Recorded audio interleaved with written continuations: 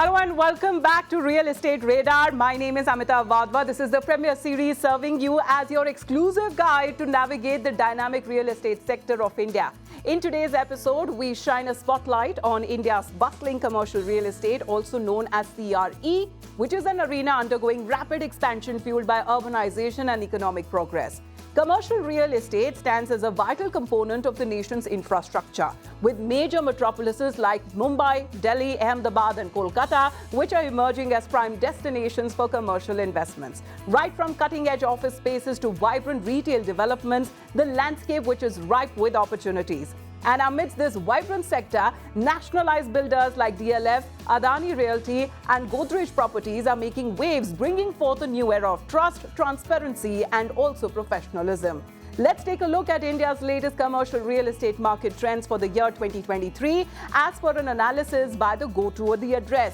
India is the home to the third largest startup ecosystem globally, which is the driving force behind the rise of commercial real estate. India's CRE market currently stands at $33.62 billion, poised to reach $87.57 billion by 2028. Now, the amount of office space leased in India went up by 12% in the second quarter of 2023. Now, the shop-cum-office model is also gaining traction, especially in the Tier 2 cities like Noida and in Gurugram, with multi-story buildings offering a blend of retail and office spaces to meet diverse business needs. The global market value of smart building system is also expected to exceed $500 billion by 2032, reflecting a growing emphasis on sustainability and efficiency in commercial real estate. To further explore these findings, I am currently joined by esteemed panelists, welcoming Mr. Rajiv Talwar, former CEO, DLF, Bhairav Dalal, Chartered Accountant and Partner, PwC. Welcome and thank you very much, gentlemen, for joining us today. First up, Mr. Rajiv Talwar, my first question is for you. Can you actually provide your insights on what are the broader implications of the aforementioned trends in the major metro cities, sir? First of all, I would like to compliment you on your trends and give you the big figure. You're actually going to see $1 trillion investment into the real estate sector. It will, of course, include commercial buildings, real estate, retail, entertainment, and also the infrastructure over there, which will probably go into multiples of trillions.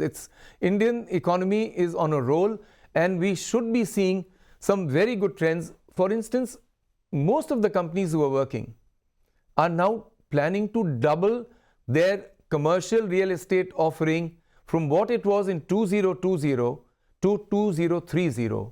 So therefore, you can very well imagine that it is millions of square feet in commercial real estate which will come in, and that will obviously mean billions of dollars being invested into new buildings, into new technology, into new designs and new infrastructure within those commercial real estates. So, examples are abounding in this. You have Gurugram, which is coming up very well. You have Mumbai, where BKC, and there's a seamless progression to Lower Parel, Senapati Bapat Marg. You have Navi Mumbai, which is being developed on a scale which is unimaginable. The only thing which is reflective of that is the Atal Setu, right? The Maharashtra Trans-Harbour Link. You have Bengaluru, which is coming up. There's almost a new city being made over there. Chennai, with the TIDCO coming in, the amount of expansion which is taking place over there is phenomenal. The high-tech and the fintech cities in Hyderabad, the gift city in Gandhinagar, the Aero City in Delhi itself. So you have leading examples, and I'm sure states like UP, which have promised a $1 trillion economy at the quickest, will be matched by states like Odisha, by states like Maharashtra, Karnataka, Tamil Nadu, Telangana, Andhra. So you have a multiple flowering of real estate, logistics, infrastructure, and therefore provision of energy as well as provision of the basic requirements for environment, which is water, dwellings, forests, green spaces, and hence the total overall development of India will be truly in keeping with the dreams of the government, the plans of the government, which intend to make it into a $35 to $40 trillion economy, whether it's using green hydrogen, whether it's using renewable power. We are on an upswing, the kind of which the world will look forward to seeing. Like maybe in the last century it was some other country. In this century, it is definitely India.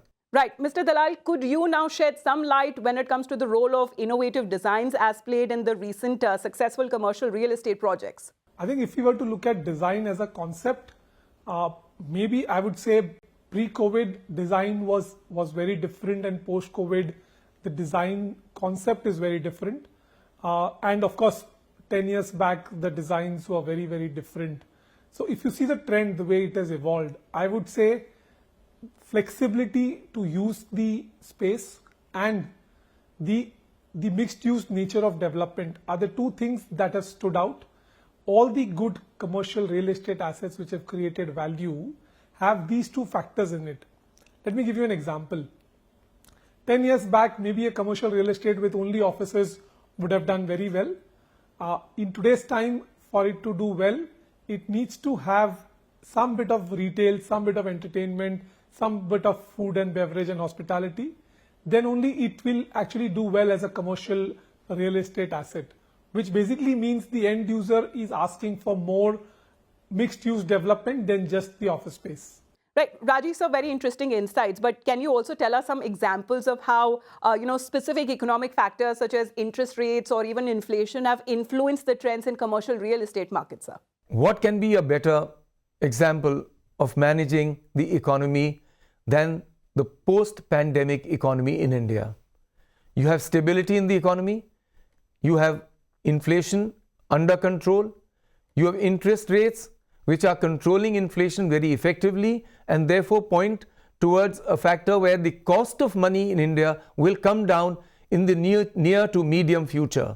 And what will this mean for Indians? It will actually mean a much leaping GDP growth and therefore a much better quality of life. And we really believe that yes, India will be the place where all these factors will merge and then provide a much higher quality of living, a much better pace remuneration scale to people, and hence a much better country to live in. Mr. Dalal, you heard Rajesh sir giving very specific examples, sir, but in your end, actually, if you can highlight specific examples when it comes to successful commercial real estate projects, sir, that have been witnessed in the recent years that have actually transformed their respective cities through innovative design and also generated substantial economic benefits. So I think there are two or three that come to my mind immediately. Let me start with Hyderabad. On a recent trip, I passed through the high-tech city and I actually visited Hyderabad after many years, and that city has transformed because of the high-tech city and the way the commercial real estate has come up over there. And you look at the designs, the way some of those buildings look, it's a very good feeling to be passing through that. And I'm sure the economic activity has substantially increased because of that development. The other one, which of course comes to my mind and it's pretty much out there for everyone to see, is the way Gurgaon has come up over the last 10, 12 years, especially with the infrastructure development and the way the commercial real estate has picked up. Even today, we see more and more companies wanting to undertake commercial real estate over there, which only means that there is so much demand, and more demand will only lead to more and more economic activity. I would say there are other offshoots in cities like Pune, Bangalore and Mumbai, but I would say Hyderabad and Gurgaon are two very, very leading examples of how commercial real estate can add to substantial economic activity.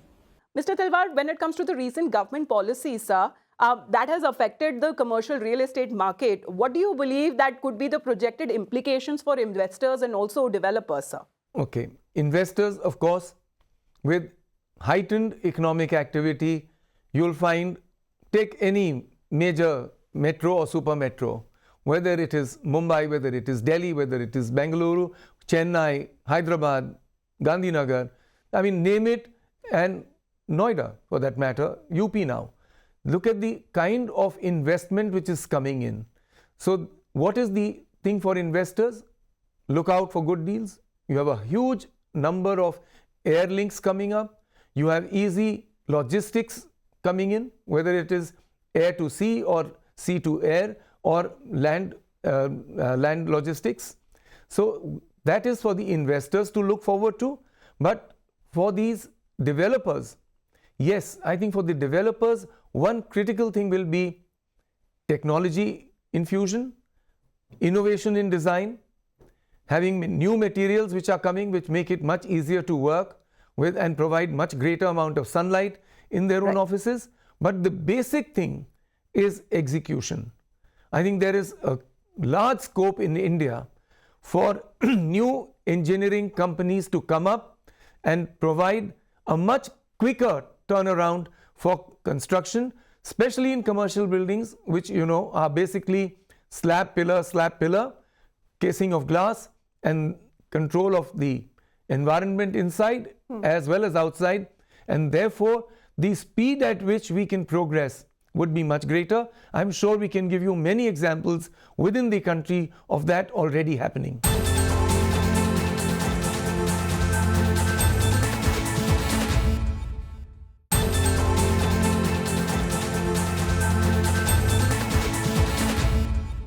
Mr. Dalal sir, especially when we talk about sustainable and eco-friendly features that are now being integrated into commercial real estate projects, what, according to you, are the specific green initiatives that developers are now prioritizing?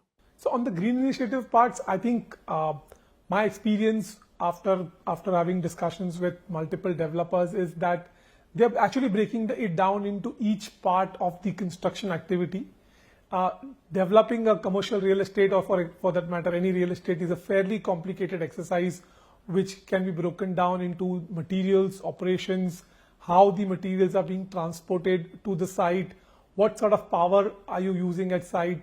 So if I look at some of the examples, a few developers are actually tied up with the electricity board to consume only renewable power for their projects. To me, that's a very, very important move and a big move from the developer side to start becoming green.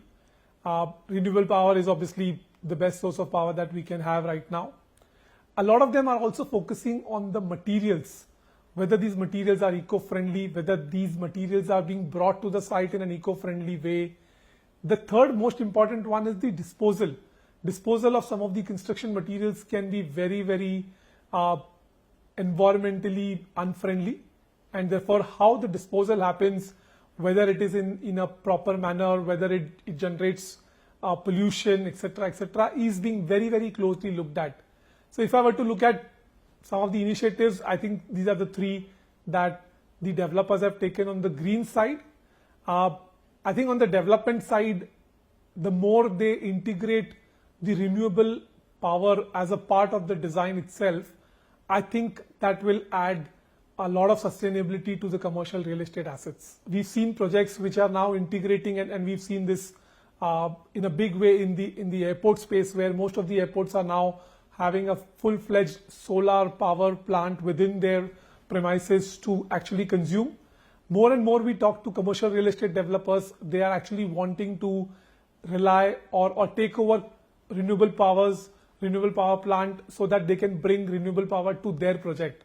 So I would say renewable power is really the way commercial real estate developers are looking at for the green initiative. But on to more on that, Mr. Talwar, because are there any economic incentives that are actually driving the increased emphasis on sustainability in commercial real estate? And if so, how do these initiatives actually impact the overall property value? Okay, I think the biggest step which has been taken in the last 2 years by the Finance Ministry and the Ministry of Commerce has been redesigning of the SEZ Act. They now allow a much greater movement of between floors, much greater infusion of GST, much greater infusion of IT into the buildings, and hence it makes it much easier for companies to do work simultaneously in all the commercial real estate which is now being developed in India, that you can now divide offices very easily, meet your export requirements, meet your processing requirements for within the country, and I think that would be the biggest change which has come in, besides the fact that GST is a game changer. You can now go on the computers itself. It's largely faceless, and therefore all GST billings all GST input tax credits, all are available. In fact, your accounting is so much on real time that it makes it very easy for decision making and for planning future investments. Right. Mr. Dalal, taking forward as far as the preferences, sir, of businesses for office spaces, do you believe that they are changing in response to the recent change in work patterns and also technological advancements, sir? Again, so it's really the pre-COVID and post-COVID discussion. And of course, I don't think we've still reached a final verdict on work from home.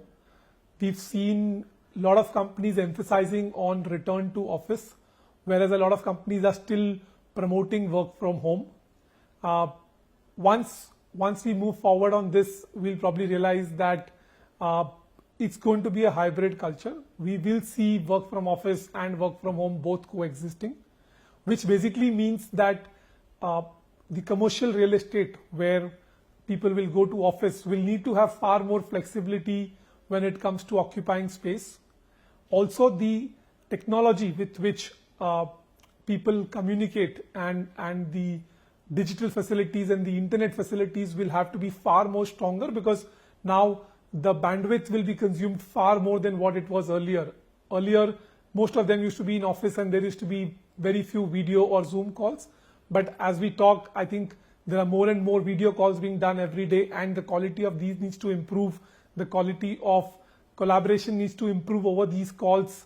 Some of these calls will have artificial intelligence integrated into them so that minutes can be generated very quickly. And all of this will have to be done in a design form by the commercial real estate guys, because unless their building supports something like this, the end user is not going to occupy, which is why we are seeing a shift from some of the traditional commercial real estate assets where it is difficult to implement some of these things to the newer assets where there is far more flexibility. People are moving to more and more of the co-working space, because co-working actually offers you all of this in a very integrated and in a very nice manner. Also, I think the era is now of virtual reality.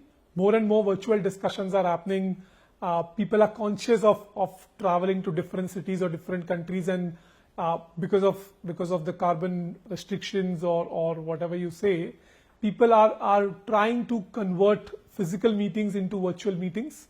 And for that, you need dedicated space. You can't have a virtual call sitting on your desk, and therefore the need for highly digital technical meeting rooms will be the need of the hour.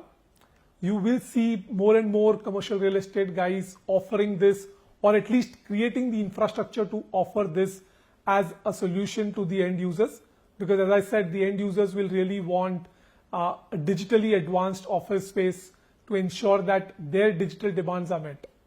Mr. Talwar, what role do you believe that technology integration plays in modern commercial projects, and how are these developers actually leveraging these new innovative solutions? You know, it's a strange thing now that everyone is quoting about buildings which are LEED Platinum, which meet all the gold standards, which meet all the SDG goals.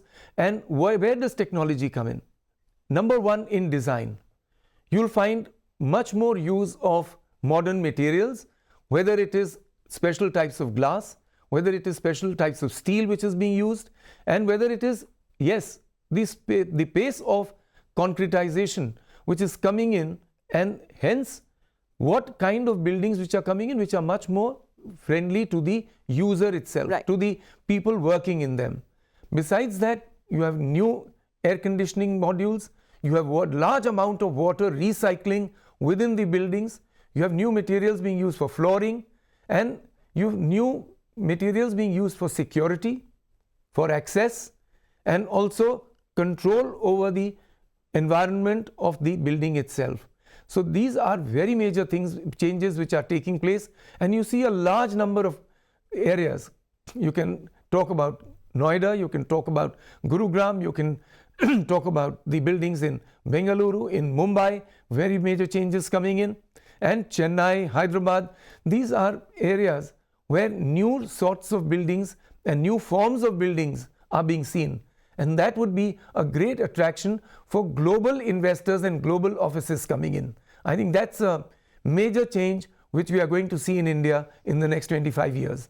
Mr. Dalal, considering the dynamic nature of commercial real estate sector, sir, that seems to be constantly evolving according to the demands of businesses, what advice would you offer to investors and to developers looking to capitalize on emerging trends? So let's talk of investors first. If you are an investor looking to invest in a smaller commercial real estate asset, I think your primary focus should be the nature of the tenant and the business of the tenant. Is the business of the tenant going to be sustainable in the future itself, or is the tenant in a business which is likely to be under stress if there is a financial downturn? So as an investor in a smaller property, probably that's what you're focused on. But to most of the large investors, I think they know for themselves what they need to focus on. It's really the end use. As I said, whether it is flexibility of end use, whether there is mixed use development, is there an integrated entertainment and retail play? If not, I think the investors will want to stay away from it. Most of the new developments that we are looking at are actually having a proper use or a proper mix of the mixed use development. Most of them are actually trying to integrate with the infrastructure in and around the metro as well. So anything which is mixed use, good connectivity with infrastructure, especially rail and road, would be a good choice for the investors and for the developers. For the retail end user, I would say look at the listed REITs. Probably the best and the safest way for the retail investor to invest in commercial real estate. Thank you very much, gentlemen, for joining us here on the show. Well, that's all the time we have for today's episode for the Real Estate Radar. Thank you for giving us your time and information about these trends. It has been a great discussion. And remember to join us in the next time as we continue to explore the ever-evolving landscape of real estate in India.